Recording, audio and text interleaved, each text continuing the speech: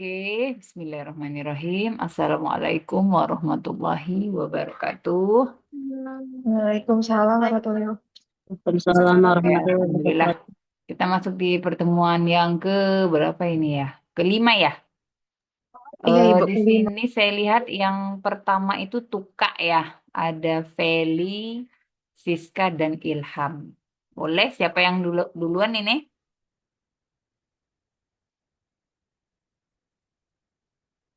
Boleh mulai share screen. Siapa dulu? Apa sesuai urutan ini aja nih? Di sini Feli, Siska, dan Ilham. Ada orangnya? Saya sambil koreksi absensi yang kemarin ya. Lumayan.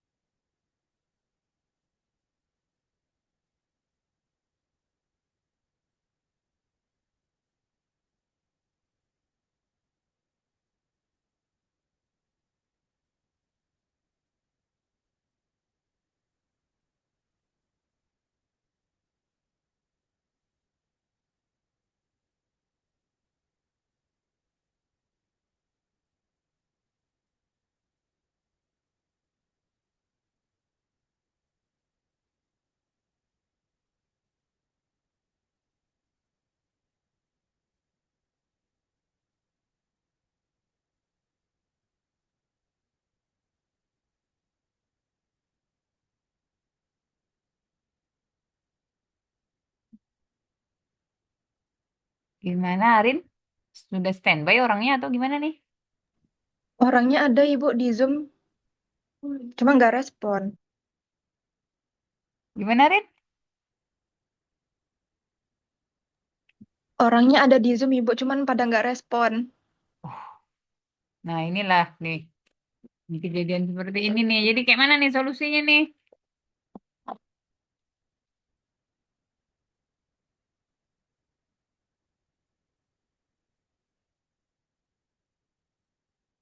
Kita nggak bisa jalan kalau orangnya belum ready ini. Oh, Kita Valencia mau mau ini Bu, Valencia mau share Ilham. screen, cuman Nah, lagi Ilhamnya ada. nge-lag Sila, HP-nya. Ilham, Ilham.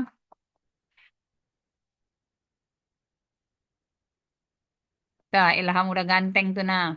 Lanjut Ham, Ilham aja dulu jadi trend setternya.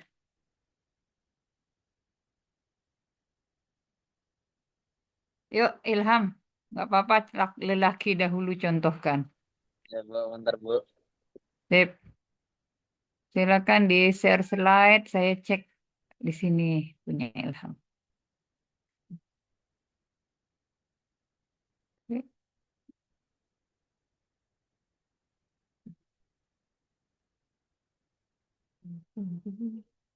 Kasusnya.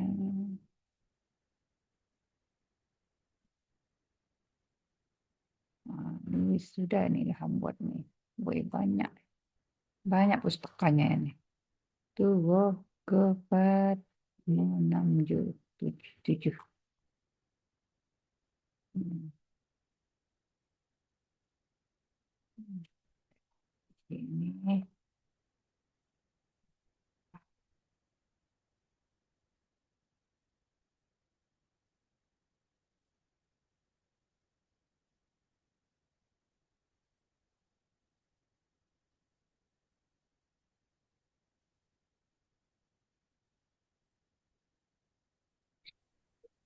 Di sini kita bakalan langsung cara ini tas tas dari perusahaan aku yang ngebeli dia untuk hadiah Semhas lalu tipping.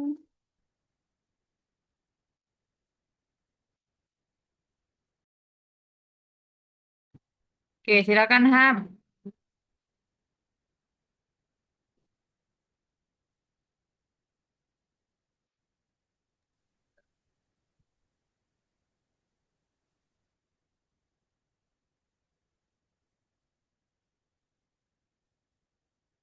Baik, Assalamualaikum warahmatullahi wabarakatuh.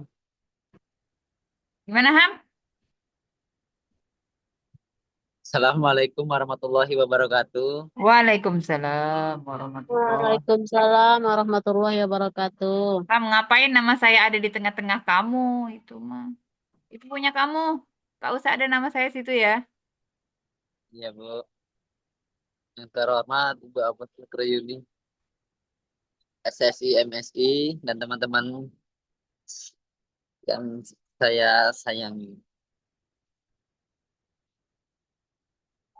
Yang pertama, studi kasus. Seorang perempuan berusia 38 tahun datang ke poliklinik penyakit dalam dengan keluhan nyeri epigastrium seperti terbakar sejak sekitar 3 minggu yang lalu. Nyeri dirasakan semakin berat setelah makan dan terutama pada malam hari sehingga mengganggu kualitas tidur pasien. Pasien mengaku memiliki kebiasaan mengkonsumsi minuman beralkohol setiap tidur setiap setiap akhir pekan dan mengalami tekanan kerja yang cukup tinggi dan dalam beberapa bulan terakhir.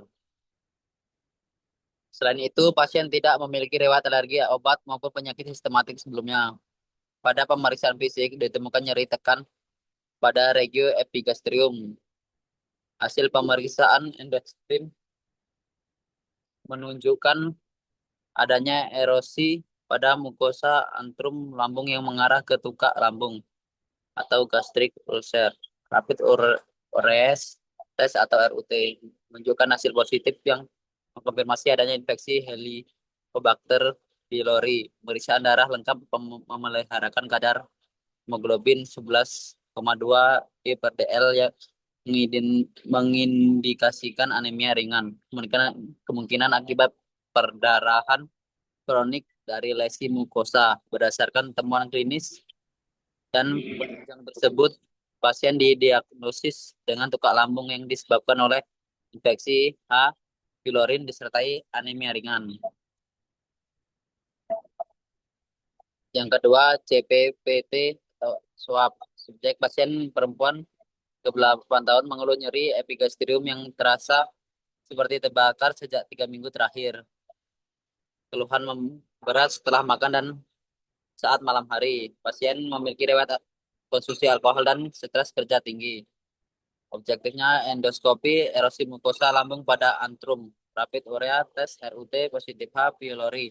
Hemoglobin 11,2 G/dl. pH lambung asam kuat. Tukak lambung gasil secara akibat infeksi H. pylori dengan anemia ringan. Plan terapi eradikasi H. pylori triple terapi omeprazol 20 mili 2 kali sehari, amoxicillin 1 gram 2 kali sehari, clarithromycin 500 mg 2 kali sehari, durasi 14 hari. Suplemen zat besi untuk anemia, edukasi dari alkohol, kelola stres, ya teratur.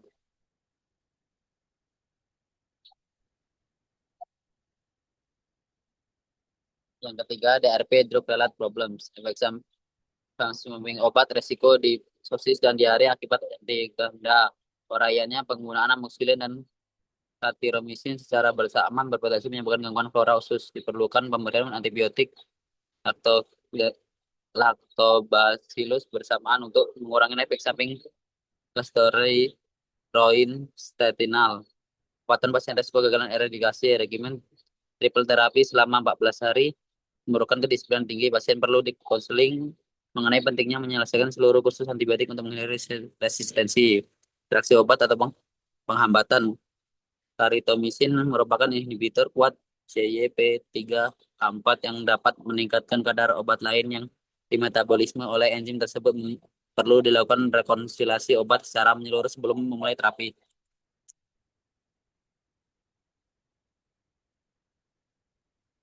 Yang keempat, EBM, Evidence Based Medicine. Yang pertama,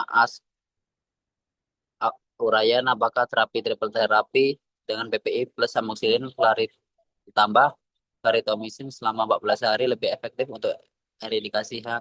pylori pada pasien tukak lambung dibandingkan durasi 7 hari. Axquire.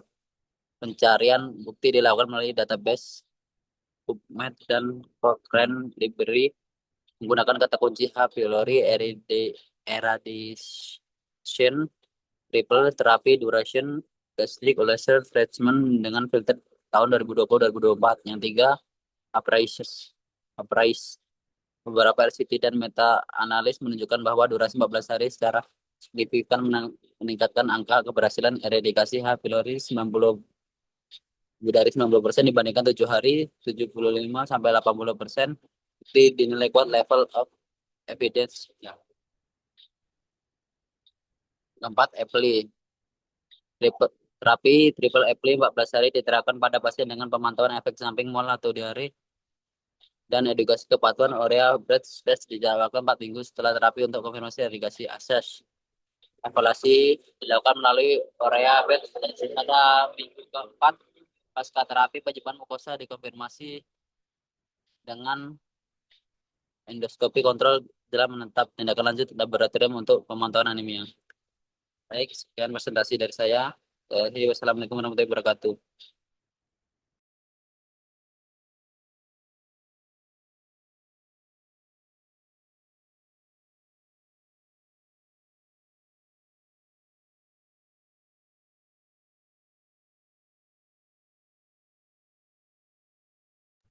Sudah ya, Ham?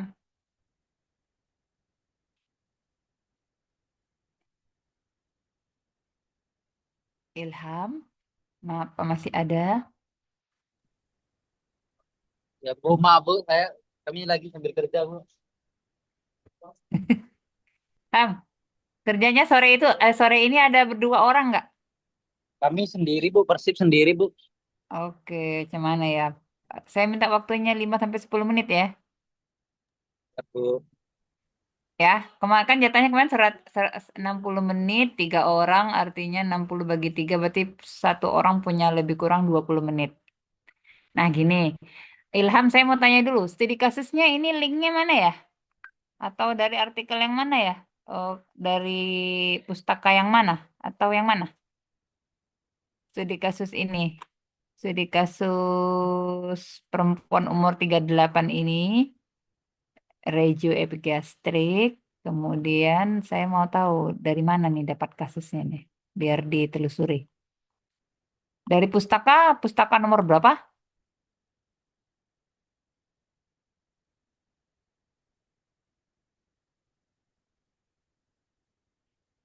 Halo, Ilham.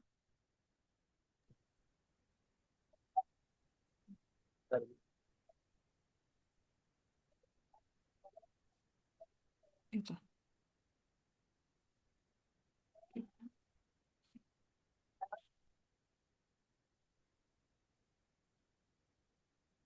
Halo, Ilham. Dari C, Bu. Dari mana? Dari C.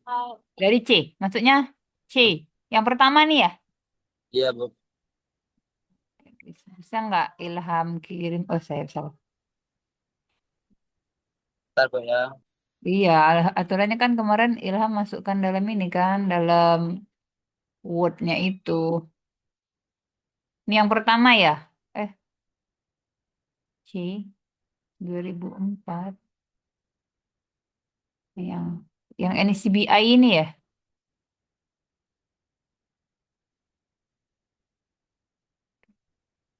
Bisa di-download nggak?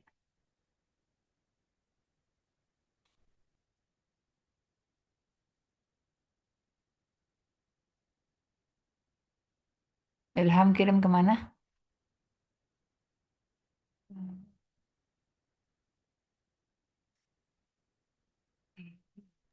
Udah di Mendeley. Jadi Mendeley, enggak maksud saya.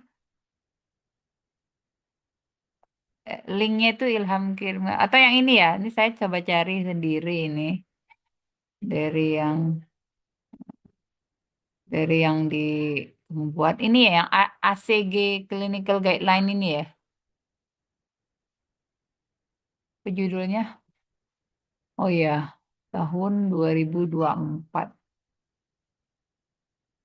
Tahun 2000. Ya, Bu. Yang itu ya. Nah, itu dimasukkan ya linknya. Kemudian coba tarik di tabel SOAP-nya, Ham. Nah, ini. Oke, sip. Metode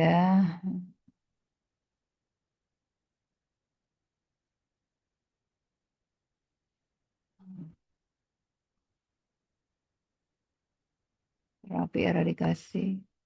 Di situ ditulis obatnya enggak? Di kasus kamu tuh ada tertulis obatnya?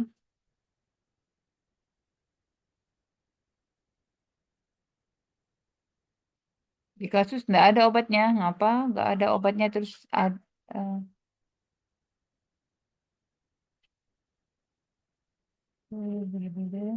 dispepsia.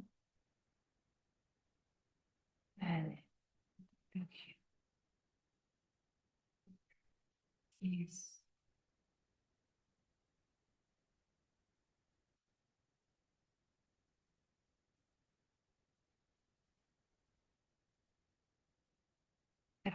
Ilham. Ilhamnya hilang lagi nih.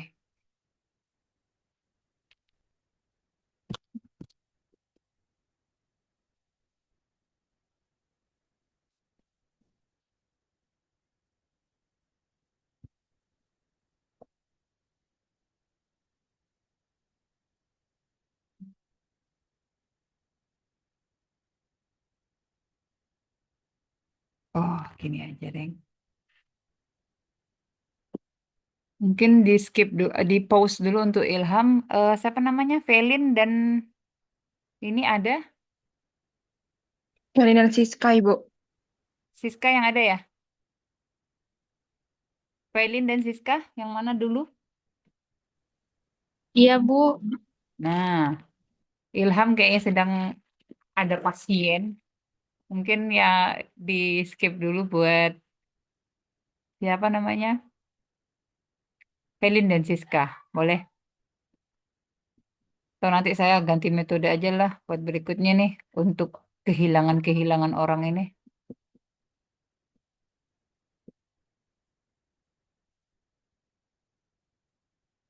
Siska, Velin dulu. Siska juga hilang. Velin, tak nampak. Iya, Bu. Oh, siapa ini? Velin ya? Oke, saya buka punya Velin dulu berarti. Hmm.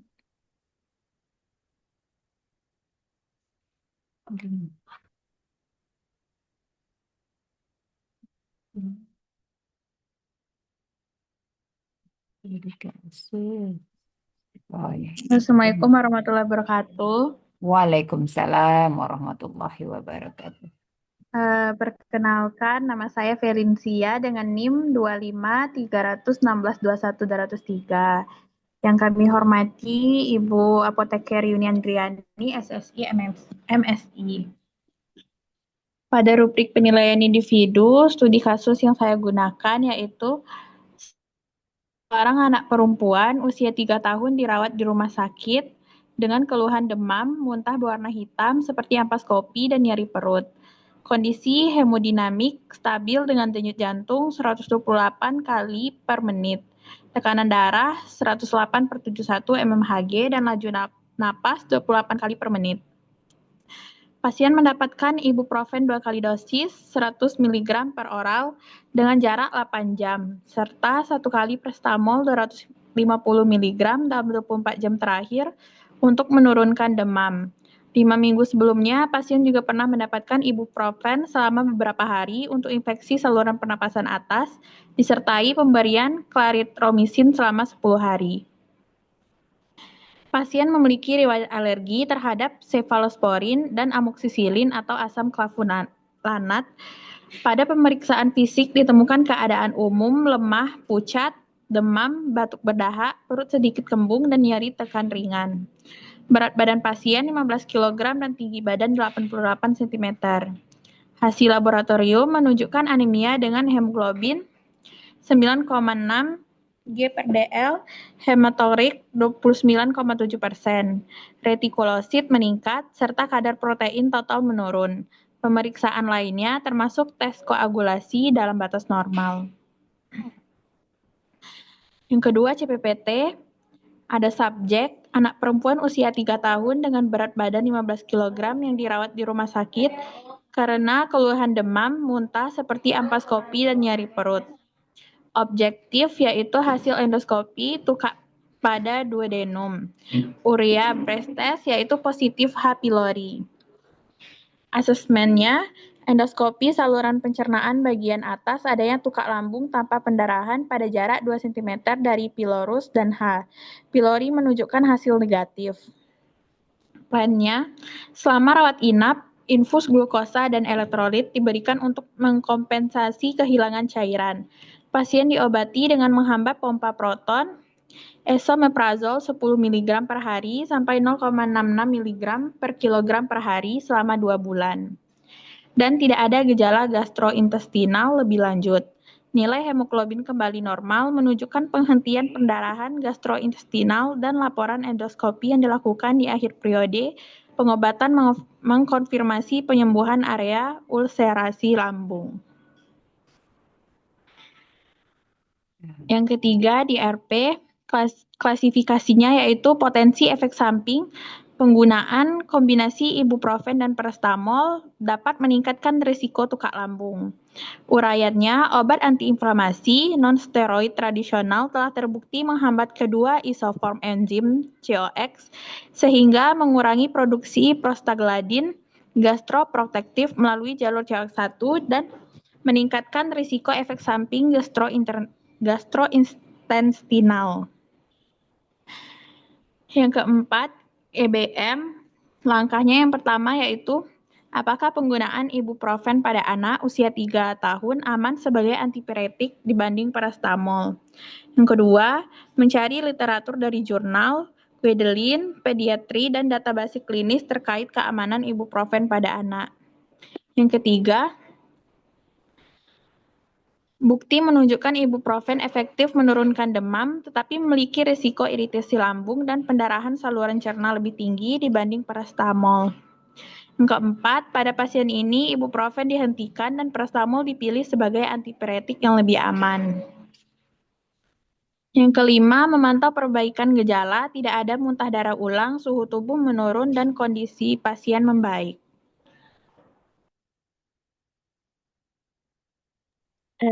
Sekian dari saya, Bu. Oke, terima kasih, Velin. Velin, ini yang kasus yang di Romania ini ya, yang artikel ini ya. Artikelnya yang Amalinda Makassar itu, Bu. Enggak, saya lihat di sini ini ya. Kasusnya Oh iya. ini ya, Departemen Farmakologi dari Romania ini. Alin Dumitricio Butora ini ya. Betul artikelnya itu ya. Oke. Artikelnya yang di daftar pustaka nomor 1, Bu. Nomor satu kan? Saya Yang pertama. yang kedua enggak? Kalau kasusnya dari pustaka kedua atau yang pertama? Kasusnya dari yang pertama juga, Bu. Enggak, maksudnya yang pertama Amalinda. Iya, yang bawahnya Bu Cio Butari Iya, Ade. yang kedua berarti ya. Maksudnya Iya. ini Oh iya, Bu. pustaka yang kedua. Oke, di sini. Oke, oh ya.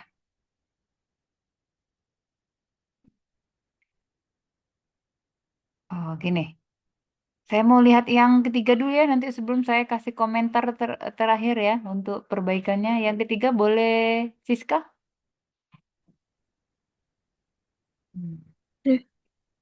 Baik, Bu. Siap, Siska, saya buka punya Siska dulu. Baik, perkenalkan nama saya Siska Rani dengan NIM 25316121229. Saya akan mempresentasikan tugas saya, yaitu rubrik penelitian individu. Studi kasusnya yaitu ada Andi, seorang pria 35 tahun, mengalami nyeri ulu hati yang terasa perih dan terbakar selama 3 bulan terakhir. terutama saat perut kosong dan membaik setelah makan. Keluhan ini disertai mual, kembung, serta bersendawa, serta penurunan nafsu makan. Ia memiliki kebiasaan mengkonsumsi kopi berlebihan, makan tidak teratur, dan sering menggunakan obat pereda nyeri seperti ibuprofen. Dalam 2 minggu terakhir, ia juga mendapati feses berwarna gelap. Berdasarkan gejala dan faktor risiko tersebut, kondisi ini mengarah pada dugaan tukak lambung yang kemungkinan berkaitan dengan iritasi lambung atau infeksi Helicobacter pylori. 2. CPPT, yaitu ada subjeknya pria 35 tahun dengan nyeri ulu hati, perih atau terbakar sejak 3 bulan, terutama saat lapar dan membaik setelah makan, disertai mual, kembung, sendawa, nafsu makan menurun, serta fases hitam 2 minggu terakhir. Riwayat konsumsi kopi berlebihan, makan tidak teratur, dan penggunaan ibuprofen.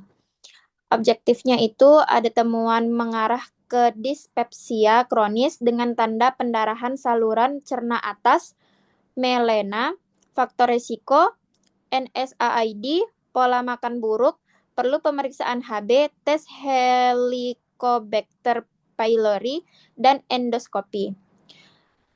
Asesmennya kemungkinan tukak lambung akibat NSAID atau infeksi H. pylori dengan komplikasi pendarahan. Plannya hentikan NSAID, beri PPI, omeprazol, terapi eradikasi H. pylori bila positif, modifikasi pola makan dan rujuk endoskopi. Lalu ada yang ketiga DRP. Klasifikasi DRP, kasus ini termasuk DRP kategori efek samping obat dan pemilihan obat tidak tepat, terutama akibat penggunaan ibuprofen, yang dapat menyebabkan iritasi mukosa lambung hingga tukak dan pendarahan. Selain itu, terdapat DRP kebutuhan terapi tambahan, karena pasien belum mendapatkan terapi pelindung lambung seperti PPI. Uraiannya, penggunaan NSAID jangka panjang menghambat sintesis prostaglandin yang berfungsi melindungi mukosa lambung, sehingga meningkatkan resiko tukak lambung dan pendarahan, ditandai melena. Kondisi diperparah oleh pola makan tidak teratur dan konsumsi kopi. Pasien seharusnya mendapatkan terapi gastroprotektif, misalnya PPI, serta evaluasi infeksi H. pylori. 4. EBM. Langkahnya 1. Merumuskan pertanyaan klinis. Uraian menyusun pertanyaan berbasis PISTO. Pada pasien dengan dugaan tukak lambung, apakah terapi PPI dan eradikasi H. pylori lebih efektif dibanding tanpa terapi dalam mengurangi gejala dan komplikasi? Tahap ini penting agar pencarian bukti terarah. Yang kedua, mencari bukti terbaik, yaitu mencari literatur ilmiah dari sumber terpercaya seperti jurnal, Gludelin, atau database medis, misalnya pedoman Kemenkes atau WHO. Fokus pada bukti dengan level tinggi seperti systematic review atau randomized controlled trial. Menilai kualitas bukti, menilai validasi, relevansi, dan hasil penelitian, apakah metode penelitian baik, apakah hasil signifikan, dan apakah dapat diterapkan pada kondisi pasien. Misalnya pasien dengan faktor risiko NSAID. Menerapkan bukti, menggabungkan bukti ilmiah dengan kondisi klinis pasien dan referensi pasien. Dalam kasus ini, pemberian PPI menghentikan NSAID serta terapi eradikasi H. pylori bila diperlukan. Evaluasi hasilnya yaitu menilai efektivitas terapi melalui perbaikan gejala, tidak adanya pendarahan lanjutan, serta pemantauan efek samping obat. Jika tidak efektif, terapi perlu disesuaikan. Sudah, Bu. Terima kasih, Bu. Oke, terima kasih Siska. Yuk. Karena ini yang pertama kali ya. Saya komentar dulu ya. Baik, Oke, Bu. boleh saya share slide, share screen juga. Saya buka semuanya.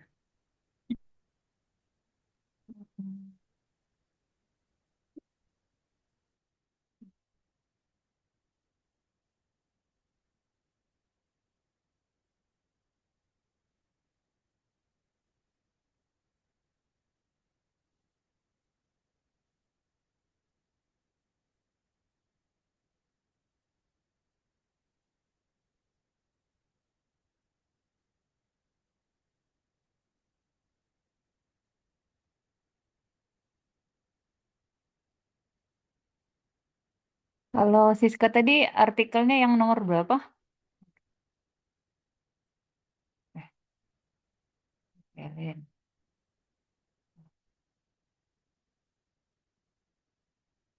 Maksudnya kasusnya dari pustaka yang mana? Kasusnya dari Yang mana nih? pustaka. Yang nomor berapa? Satu, dua.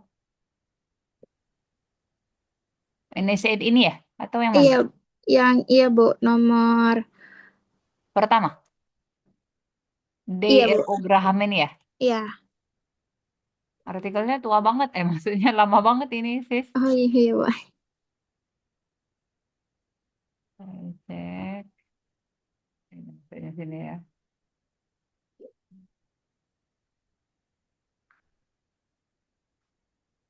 Saya ketik di sini tadi. Coba lihat.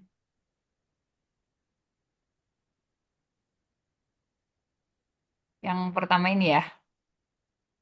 Saya minta linknya dikirimkan, jadi biar bisa langsung saya lihat. Oh iya, Bu. Karena kalau kayak kirim filenya, saya suruh download. Ini saya tumpang lihat aja lah.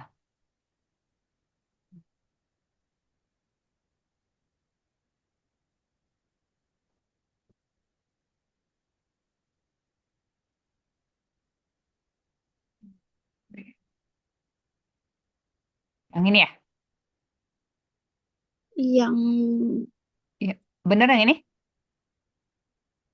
70 nih. Helen nih Siska. 35.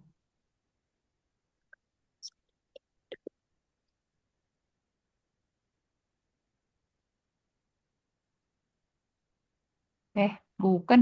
Yang mana sih? Untuk ini, kamu dapatnya dari mana?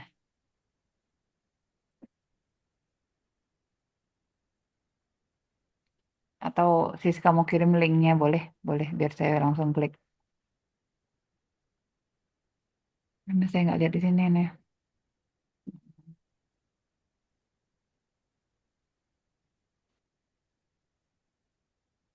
Kalau ini yang punya filing tadi. Kalau ini punya si siapa nama tadi? Si Ilham.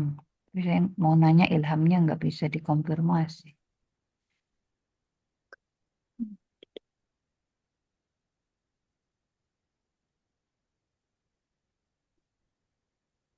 Apakah Siska mengirim link? tunggu. Bentar, Hmm. Bu. Linknya tuh Soalnya lagi sini kami Andi. cari, Bu. Yang ini bukan, maksudnya di sini 70 tahun atau kamu modif atau gimana? Kan ini kayaknya ya, Iya, bukan, Bu. bukan Ini kan? lagi kami cari linknya, Oh Bu. iya, sip.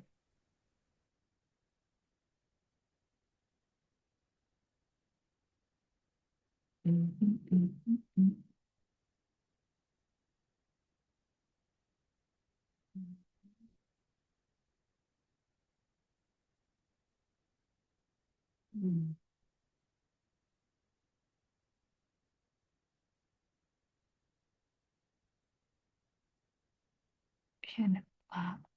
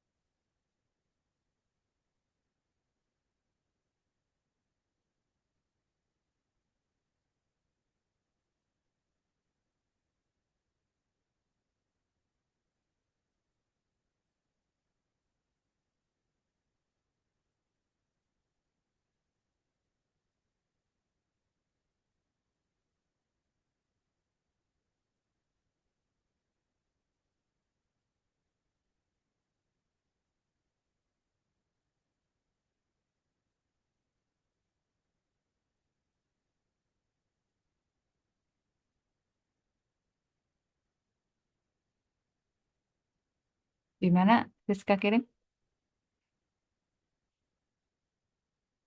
Di chat aja, sis.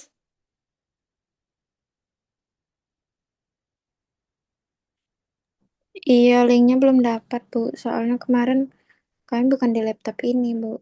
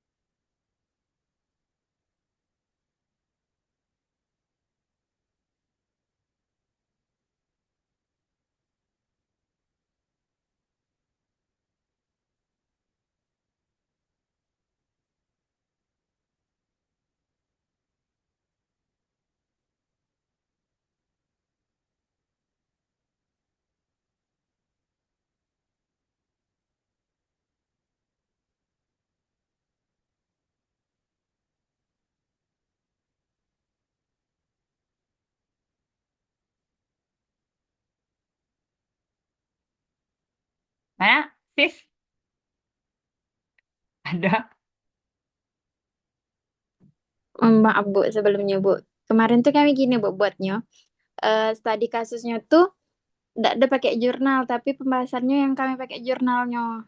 Oh, studi kasusnya berarti buat sendiri, Iya, ini dah. kemarin kami kayak gitu buat sendiri itu studi kasusnya. Berarti buat sendiri, mari coba kita lihat. Ini udah direcord ya. Bismillahirrahmanirrahim. Saya pelan-pelan nih kasih taunya ya. Iya, Jadi Bu. saya kasih tahu metode berbeda aja ya untuk mensiasati akhirnya yang eh, tidak bisa meninggalkan aktivitasnya. Ini Arin ya, Arin di take note ya. Arin. Jadi Arin karena Arin ketua kelas, Arin yang take note dan fokus ya. Jadi untuk mensiasati yang menghilang seperti Ilham, mungkin Ilhamnya sebenarnya nggak niat hilang, tapi kondisi tidak memungkinkan. Jadi gini aja, untuk ini kan udah Arin buat di drive ini masing-masing topik, terus pesertanya siapa aja. Jadi gini, jadi buat videonya sekarang tuh buat dalam bentuk Zoom adalah menjelaskan step by step penyelesaian dari kasusnya. Jadi jadi terserah arinnya ada atau nggak ada, ini tetap jalan gitu sampai selesai di kesimpulan dari kasus tersebut. Gitu ya. Jadi kita nggak akan kehilangan orang lagi, orangnya walaupun kemana-mana videonya bisa kita buka. Namun gini ya, nanti saya kirim alamat email baru aja ya karena drive saya ini sudah agak mulai penuh kalau nanti mau ngirim video. Tapi nggak panjang kok. Jadi gini ya, lihat stepnya. Saya belum komentarin isinya ya. Saya belum komentarin isi. Namun begini, tadi saya periksa pengerjaannya. Karena kan sekarang kita udah zamannya AI. Cuman saya bilang AI itu adalah kita pilotnya gitu. Sama, jadi saya tunjukin caranya gini. Jadi saya copy case-nya, kemudian saya minta bantu diselesaikan, bantu shortcut-nya, walaupun nanti saya yang request. Gini loh, ini punya si Ilham contoh misal. Saya klik aja nih. Terus apa saya tulis di sini? Buatkan dong, saya bilang ini. Buatkan CPPT-nya metode SOAP. Kemudian keluar sama dia. Jadi, kalian bisa mengerjakan itu untuk shortcut.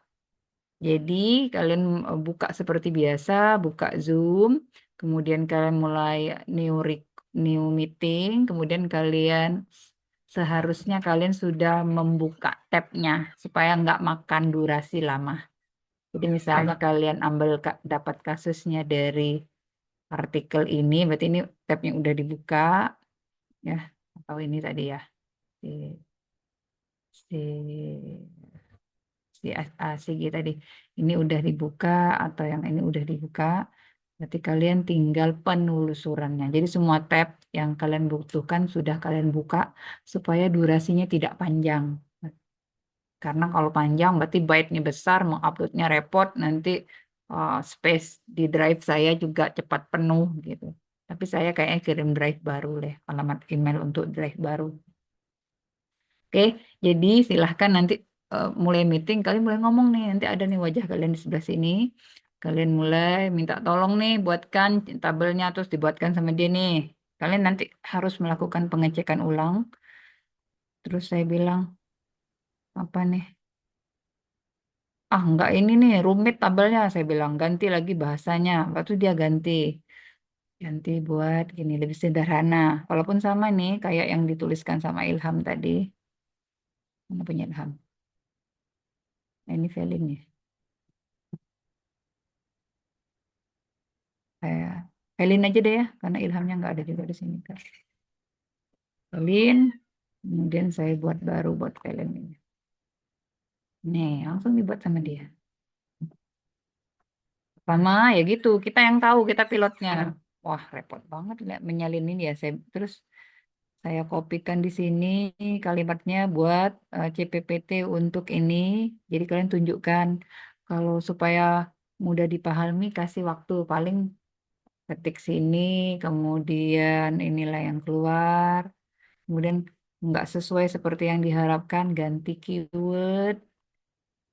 Nggak efisien tabelnya, coba buat ulang, saya bilang. Dia buat ulang. Jadi gini, dan ini bisa langsung di copy, copy langsung pindah ke Word. Oke, sip. Jadi bahasanya tuh nggak panjang, kan kalian tulisnya sini panjangnya ya. Hmm, nggak efisien ini. CPPT nggak nggak sesuka itu orang baca nanti CPPT kalau kayak gini narasinya. Paling orang cuman, oh perempuan, anak perempuan ada inisialnya 3 tahun, BB, demam, apa febris gitu ya. Buat buat seperti itu, langsung riwayat penyakit sebelumnya langsung dia buat, riwayat alergi dia ada, Berarti kalau di sini belum nampak berarti. Ya kan? Dibantukan kan? Dibantukan kan sama dia? Tuh, di kasusnya ada nih, ada riwayat alergi, riwayat penyakit sebelumnya ada, namun belum masuk ke subjek, padahal dia masuk komponen subjek. Makanya nih perlunya kalian juga tahu materi supaya pas dia buat kalian bisa koreksi, ya. Tapi kalau kalian belum begitu menguasai ya kalian cuman ambil mentah-mentah, nggak bisa komen sama dia, nggak efisien saya bilang. Coba buat ulang. Kemudian saya request lagi nggak? Nih, udah dibuat ya sama dia nih. Nanti bisa minta tambahkan artikel ilmiah. Itu saya sedang cek artikel ilmiahnya tadi tuh. Artikel ilmiahnya bisa dicek, judulnya di cross check.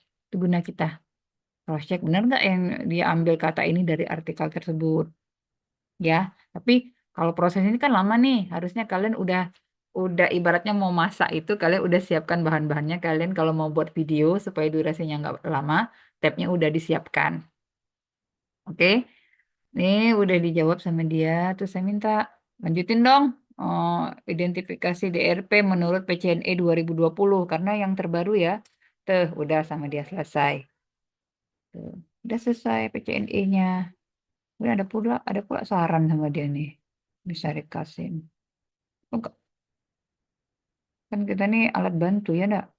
Buat kalian tinggal cek. Oke, itu PCNE di dia P12, C11, C13. Nih dari kasus tadi, lanjuti dari kasus tadi.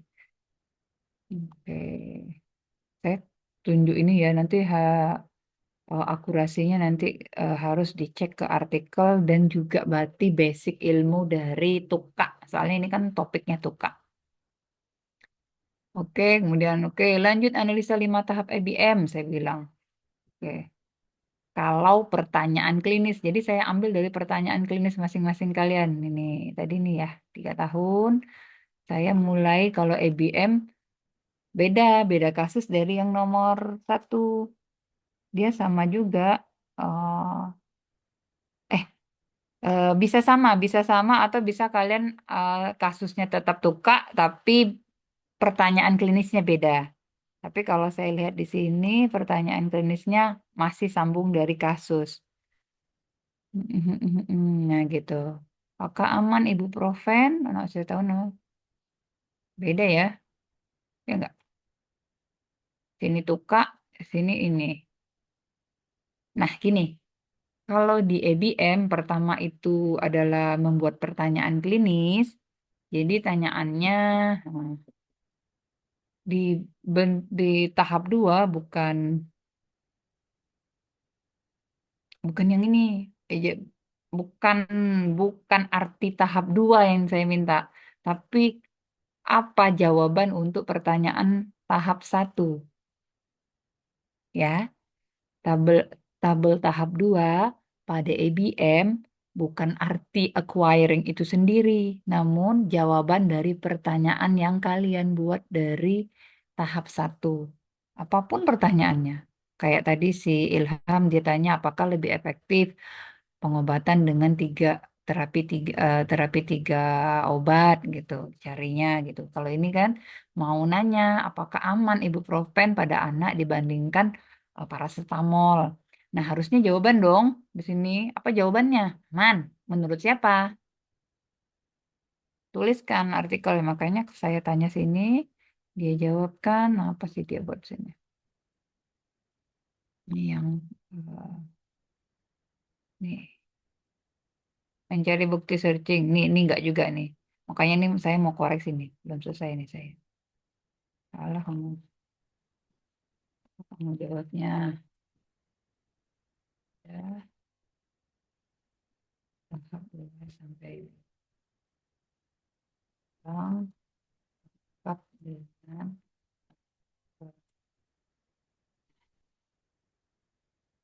ya. Tolong, kamu repot enggak sambil kerja. Tapi kamu yang tahu, yang koreksi. Tahap 1, oke. Comparison, tahap 2, D. Mencari bukti. Nih, mencari bukti sama dia. Nih kamu tinggal klik ini, klik Cari di mana tuh dia nyari? Ular apa di mana? Review.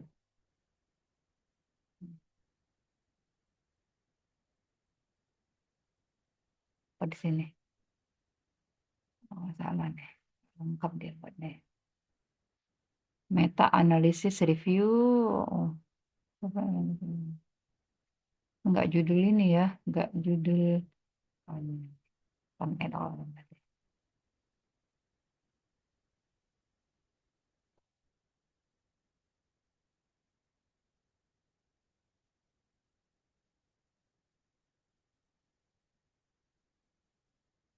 Nah, ini dipastikan dicek, itulah fungsinya pilot itu yang ngatur, bukan kalian diatur oleh si generate-nya. Cek, terus di sini kan bilang ibuprofen memiliki keamanan pada jangka pendek, namun pada ini, tapi nggak bilang usia anak. Kalian harus pertanyain, karena pertanyaan di tahap 1 aman nggak untuk anak. Nah, di sini dia bilang risiko gagal ginjal dan GI-nya sedikit meningkat pada penggunaan NSAID yang nggak tepat. Jadi agak nggak ini juga ya artikelnya, makanya perlu dicek. Nih, apa judulnya? Nggak ya, nggak cocok juga. Makanya memang kalian, makanya saya bilang kalau EBM, EBM nggak agak kurang tepat ini kalau pakai alat bantu, karena dia bingung, nggak ngerti. Jadi saran saya, dari pertanyaan kalian, kalian cari aja di artikelnya. Saya suka cari di Scholar. Apa tadi? Ibuprofen pada anak. Bisa pakai kayak gitu. Dibandingkan. Kan mau bukti ini. Kalian mau buktiin pertanyaan kalian. Lebih aman mana? Ibuprofen atau paracetamol? Harusnya keywordnya juga tepat. Nah, kayak aja yang artikel ini. Kan oh, kalau kalian mau grade-nya itu nomor 1, maksudnya rankingnya 1 hadisnya itu ke nasabnya atau apa gitu ya. Harusnya kalian milih yang benar. Ini kan diarahkan ini tadi tuh. Oh, mata tabel IBM. Nih, dia katanya sistem kalau kalian di IBM itu yang paling tinggi kan systematic review atau meta analysis. Grade berikutnya guideline gitu. Grade berikutnya yang paling rendah oh, case report gitu. Ya, kan ada urutannya. Jadi, itulah yang kalian tulis di sini nanti di yang ketiga. Di yang kedua adalah simpulan kalian dari artikel yang kalian cari. Kalian cari dengan keyword karena mau cari mana lebih aman obat A dibanding obat B pada pasien. Ini kan udah mulai klinis tuh perbandingan. Apa yang kalian temukan? Saran saya, supaya nilai di tahap 3-nya itu baik, kalian pilih artikel yang systematic review kah, guideline kah, atau RCT gitu. Itu yang informasi yang terfilter atau grade-nya tinggi. Jadi seharusnya di tahap 3 ini bukan ini isinya. Isinya adalah penggradean dari tahap 2. Nah, ya, perbaiki ya. Kemudian, ini udah di-grade kan? Karena dari penelusuran ternyata, oh saya berarti nggak cocok ya, nggak cocok pakai ini, kecuali kalau pakai generate yang memang ilmiah gitu. Kebetulan saya cuma punya Gemini sama GPT. Perfeksi coba. Coba perfeksi. Perfeksi ini agak agak nggak mau gratis. Perfect. Ya, agak akademik dia nih.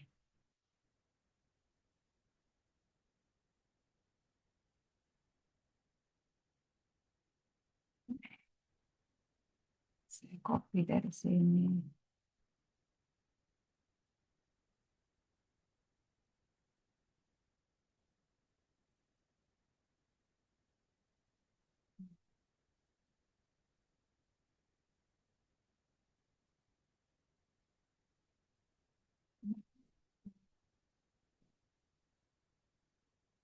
Mau nggak dia jawabkan ya? Nggak mau disuruh bayar nih. Kalau karena dia ini lebih lebih akademik dia nih kalau yang ini.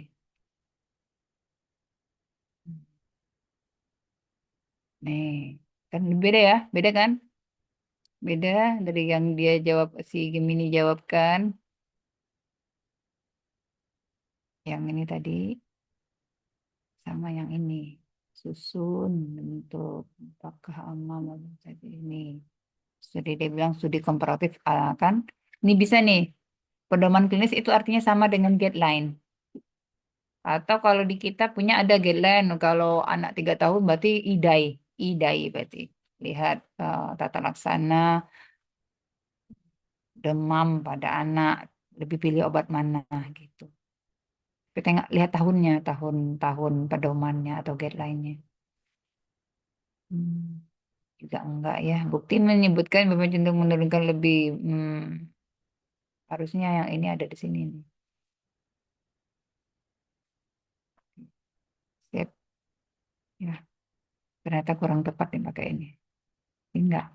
Jadi kalau untuk ABM seenaknya itu pencarian mandiri, namun ketahuilah pada tahap kedua itu adalah simpulan dari artikel yang kalian gunakan, bukan hanya artikel ya. Kalau artikel berarti yang paling tinggi itu meta analisis karena dianya risetnya mengulang data dari mengulang penghitungan dari riset-riset yang ada. Jadi lebih homogen ibaratnya. Kalau riset itu memang kalau kita mau menarik kesimpulan, sebaiknya memang sampelnya homogen. Walaupun yang homogen banget itu nggak sulit ditemukan, namun hampir homogen gitu. Sama kayak kalau kalian praktikum kan bagusnya memang dibikin homogen. Kemudian ini nilai dari artikel yang ditemukan pada tahap 2 ini, kemudian tahap 4 itu adalah pada bahasa ini beban ini maksudnya kok kayak ke sini larinya apply. Artinya apply berarti tahap 4 ini adalah siapa aja yang sudah menggunakan, yang melakukan sama seperti artikel yang kalian temukan pada tahap 2. Kan nggak mungkin satu ya. Karena kalau kalian lihat di sini, banyak nih. Ibu pernah pada dibandingkan nih, lebih aman. Nih. Hmm. Saya pakai kata RCT. Tapi enaknya kalau kayak gitu tuh nyarinya di PubMed ya. PubMed kan bisa langsung kalian screening bentuk artikelnya.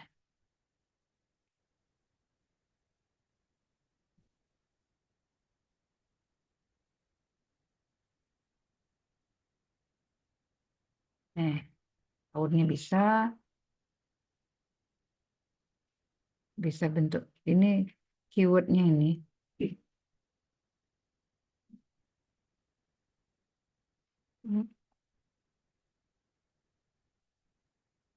Receptive for ibuprofen.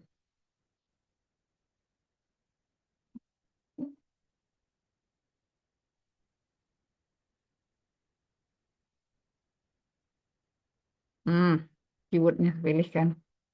Bisa pilih mau yang mana nih? Mau clinical trial atau mau juga pakai meta analysis lebih tinggi. Tuh, jadi tinggal pilih. Nih, pada pediatri RCT, opioid analgetik, ini analgetik lain dia bilang. Efek combine. Nih, jadi lebih. Jadi saran saya memang kalau yang lebih spesifik nyari artikelnya nyari di PubMed atau cari di Scopus atau nyari di Elsevier. Ini karena keywordnya nggak pas ya nggak ketemu sama dia. Karena kan bilangnya kan mau artikel yang terupdate, bereputasi. Jadi memang yang bereputasi itu nyarinya di tempat yang bereputasi juga. Nyari baju bagus di tempat baju bagus, enggak di loaan gitu. Artikel juga gitu. Kalau ini kan sangat umum, makanya banyak keluarnya artikelnya yang punya lokal, nasional gitu. Bukan arti bukan artinya yang nasional tuh nggak bereputasi. Ada reputasinya Sinta. Grade-nya ada lagi kan? 5, 4, 3, 2, 1. Beda tuh ininya, grade-nya, kelas-kelasnya lah gitu. Nah, kalau yang global bereputasi seharusnya memang nyarinya di Science Direct atau di Scopus atau di PubMed. PubMed ini campuran Indonesia juga ada nih. Namun tergantung keyword. Kadang-kadang pakai keyword gini yang tulis orang Indonesia juga. Gitu. Ya udah selesai ya. Nah, jadi eh, dari artikel yang digunakan pada tahap 2, kalian lihat siapa saja yang sudah melakukan hal serupa, berarti itu 3 artikel lagi tuh. Kemudian dari yang mereka ini hasilnya apa? Oh, memang ternyata penggunaan ibuprofen pada anak ini meningkatkan kejadian kerusakan ginjal gitu pada penelitian yang dilakukan oleh si ini di Romania tadi. Apakah yang di Eropa, apakah yang di Asia gitu. Jadi kan nampak. Jadi kalian tuh makanya kenapa dibilang pengobatan yang EBM. Jadi itu berdasarkan evidence base. Jadi evidence base yang terjadi yang ter terupdate, yang terkini ibaratnya. Sampai selesai situ. Nah, karena ini kaliannya kemungkinan kalian yang nggak ada, jadi tambahkan saya di sini satu kesimpulan besar kalian mengenai yang kalian kerjakan ini. Ya, jadi harapnya sih karena punya waktu maksimal 20 menit, lah- kurang dari waktu 20 menit itu sudah selesai. Oh, video Zoom 20 menit itu cukup besar ya baiknya, jadi saya enggak minta sebanyak itu. Nah, oke, sampai sini ada pertanyaan? Ibu mau bertanya, Silakan, Arin. Ibu berarti tugasnya itu kami baca semuanya ya, Bu ya? Kami Zoom record gitu? Mm-mm. Kan kalian ngomong kan record tuh. Pas kalian udah Ya, selesai kan berarti nggak nyimpan. Nah, itu filenya tuh yang kalian upload ke Drive. upload ke Drive ya, Ibu? Mm-mm. Oke. Kayak kelas kemarin tuh ngerjain, kok nggak pas saya keluar. Kelas ini udah ngerjain kemarin. Karena tahapan dia di Maci kemarin itu yang ngerjain. Di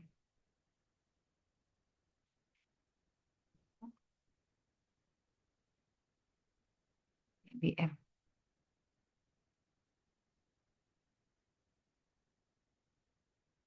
Hmm, videonya itu.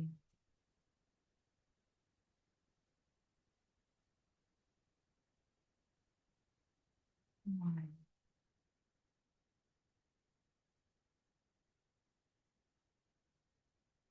Di kelas orang ini kemarin saya suruh buat nih. Ting, ting.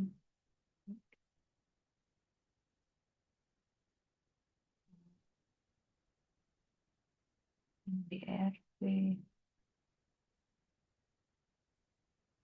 Bentar.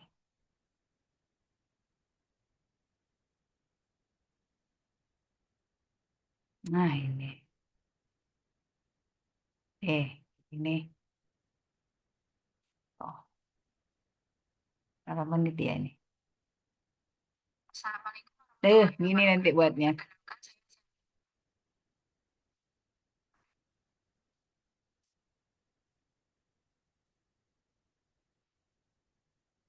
Prosesnya.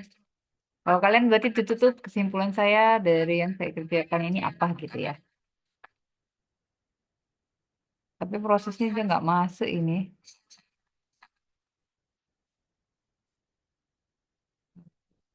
Setelah dia nggak ini.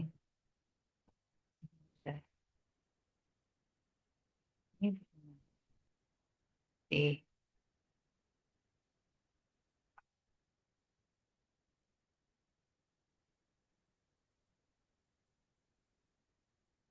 tuh. Jadi gerak kan dianya tuh.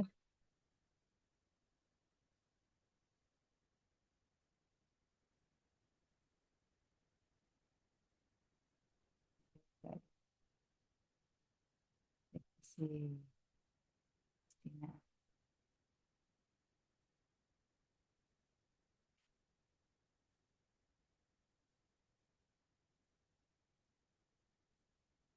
Oh, dimasukkan sini semua. Tapi saya nggak minta ini ya.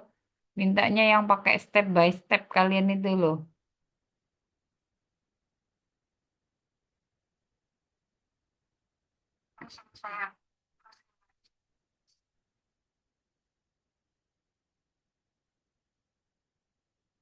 Ngalengnya. 3 menit ya buat nih. Ya, jadi supaya efisiensi waktunya, saran saya tab pencariannya tuh udah disiapkan dulu. Jadi kalian pas mulai recordnya, kalian enggak kayak kayak tadi kemakan waktu loading gitu. Gitu, Rin. Baik, Ibu. Oke. Jadi berarti ini apa ya? Isi di drive yang Arin kirim itu, ini tadi ya. Ini kan, dua, ada ya. Berarti video. Tapi ini saya tinggal 82. Saya kirim lagi lah ya. Email yang lain ya, Ren. Penuh ini. Kayaknya begitu masuk video kalian udah penuh suruh. Saya harus hapus-hapus dulu yang lama. Itu, ada lagi? Siap. Cukup, Ibu. Ah ya. Kemudian yang tadi berarti yang 3 orang tadi buat kayak gitu aja ya. Karena ternyata kan masih ada beberapa hal yang belum tepat. Baik Ilham, Siska, dan Helin. Jadi nggak upload di IG namun di Drive aja nih. Jadi agak private ya ceknya di sana. Oke, baiklah. Mungkin karena durasi saya cukupkan sampai di sini pertemuan kita. Saya tutup dengan mengucapkan alhamdulillah. Assalamualaikum warahmatullahi wabarakatuh.